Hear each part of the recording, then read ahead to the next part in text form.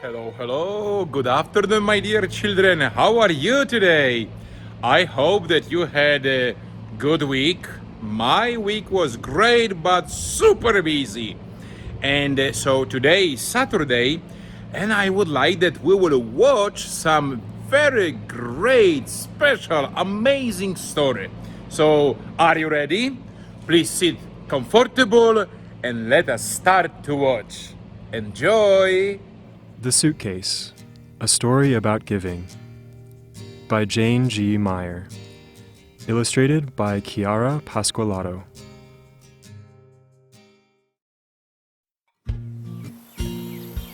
He was maybe just a little bit different, this child named Thomas.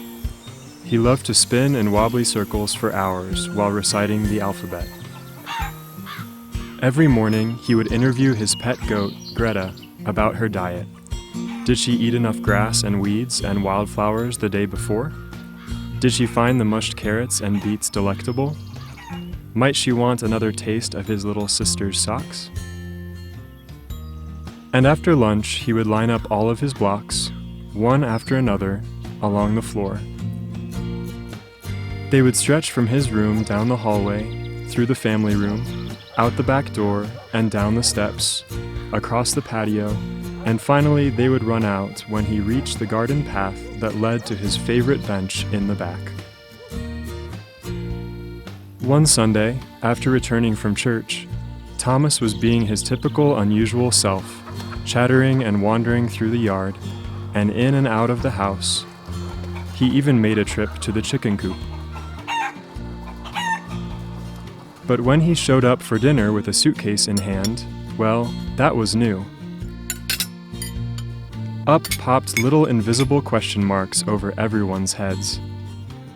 Over Ava's head, over Mama's head, over Daddy's head, over Charlotte's head. There was even a question mark right above Sparky's head.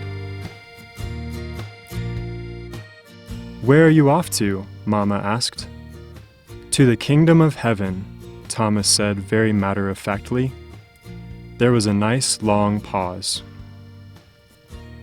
"You know how to get there?" little Ava finally asked.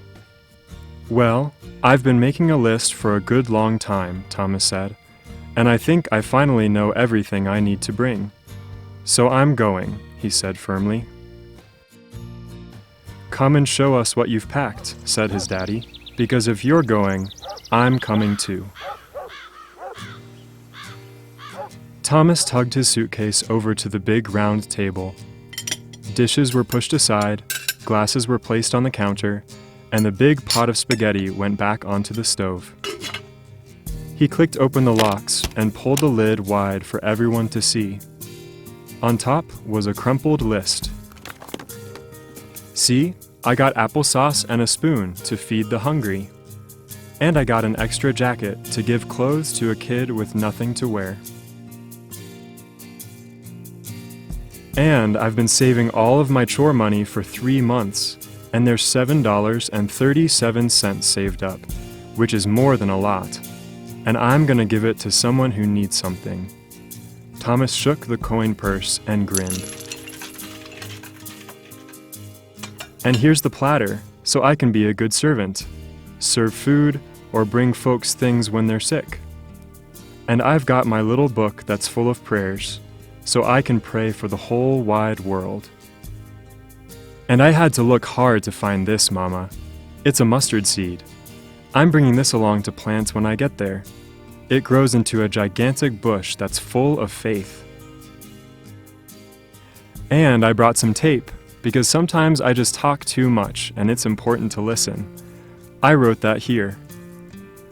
Everyone looked at the list, then they looked at each other and smiled. Thomas was a bit of a talker. "And I got this old tablecloth, Mama. I hope you don't mind. It's for entertaining angels." You never know when you might need to get them a drink or sit with them or something. And I got a bar of soap, so I'm clean. And a hammer to build things with, like a boat. And Charlotte gave me this pearl a long while ago. She said she didn't need it. It's in case I meet that merchant. Daddy reached into the suitcase and pulled out a trowel. Oh, that's to dig up the hidden treasure. I'm sure there'll be some along the way. There was another long pause. Daddy looked at Mama, and Thomas looked at Ava. Ava looked at Daddy, and Charlotte looked at the suitcase, and Mama looked at her hands. Mama looked at her hands for a good long time. And then Sparky barked, and everyone laughed, and Thomas asked, "So, can I go now?" Daddy got up from the table while Mama helped Thomas place the things back in the suitcase and close it. "I just can't think of a reason why we shouldn't all pack," he said with a grin. "Thomas, whether you know it or not, you are smack dab already in the kingdom of heaven." "Really?" Thomas looked amazed. "Yep, your good and giving heart shows that you have already walked through that gate." "So I don't need all this?" Thomas asked, looking puzzled. "Even though you may be there, Thomas, lots of people have never heard of this place, and they don't know how to take such an amazing journey. So I think we should leave this pot of spaghetti for later." Mama nodded, went into the kitchen, and turned off the burner under the pot. "And we should head out right now." "To do what?" Charlotte asked. "To tell the others," Ava said excitedly. And that's exactly what they did.